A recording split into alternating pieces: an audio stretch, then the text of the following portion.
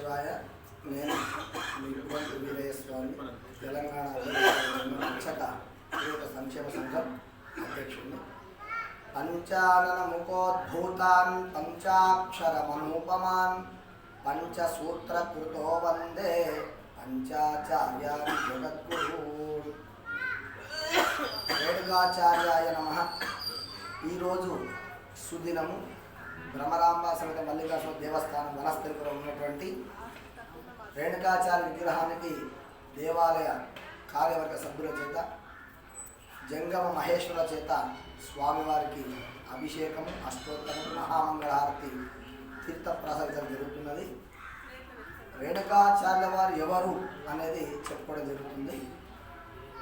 5 మంది జగద్గురులలో ప్రప్రథమైనటువంటి రేణుకాచార్యుడు కొలనుపాక అనే ఆలయం ఉన్నటువంటి దివ్యక్షేత్రంలో కృత, త్రేత, ద్వాపర, కలియుగం 4 యుగాలలో ఒక్కొక్క అవతారంతో వచ్చి భూ ప్రపంచమంతా కూడా ఆ యొక్క జనాలను వీరశైవ ధర్మ మార్గంలో నడుపుట కొరకై శివుడు జీవుడు ఒకడే అనే విధంలో తెలిపిన మహానుభావుడు రేణుకాచార్యుల వారు.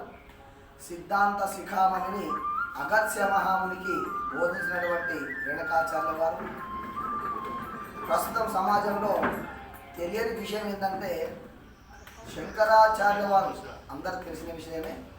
ఆ శంకరాచార్యుల వారికి చంద్రమౌళీశ్వర అనే స్ఫటిక లింగాన్ని, రత్నగర్భగణపతి అనే విగ్రహాన్ని సాక్షాత్తు రేణుకాచార్యుల వారు శ్రీశైలంలో శంకరాచార్య తపజేయడం వెళ్ళినప్పుడు, పాలధార పంచదార అంటే మనం అక్కడ ఉన్నది ఆల్రెడీ, అక్కడ తపజేయడం వెళ్ళినప్పుడు ఈ శంకరాచార్య వారు అదృశ్య రూపంలో వచ్చి శివుని యొక్క భక్తి మార్గం నడవడానికి కొరకై స్వామివారు సాక్షాత్తు శంకరాచార్య వారికి ఆ యొక్క చంద్రమౌళీశ్వర లింగాన్ని, రత్నకరమ గణపతి ఇచ్చారు.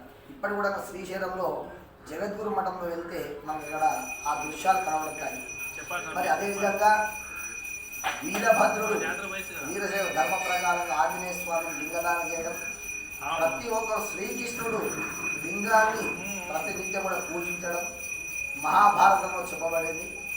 ఈ యొక్క వీరశైవ ధర్మ పరంపరలో 5 మంది జగద్గురులు, 5 పీఠాలు, 5 గోత్రాలు ఉన్నాయి.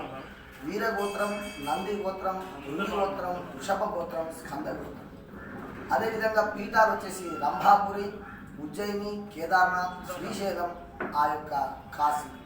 ఈ 5 గోత్రాలు 5 సూత్రాలతో వీరశైవ పరంపర 4 యుగాల నుంచి నడుస్తుంది అనడానికి ఎలాంటి సందేహం లేదు. దానికి మనకు ఉదాహరణ రేణుకాచార్య విగ్రహం.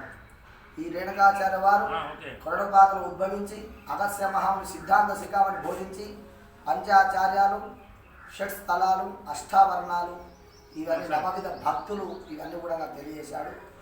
మానవ ధర్మములకు జయము కలుగాక అనే సూత్రాన్ని ఉపదేశించిన వారు రేణుకాచార్య జగద్గురులు.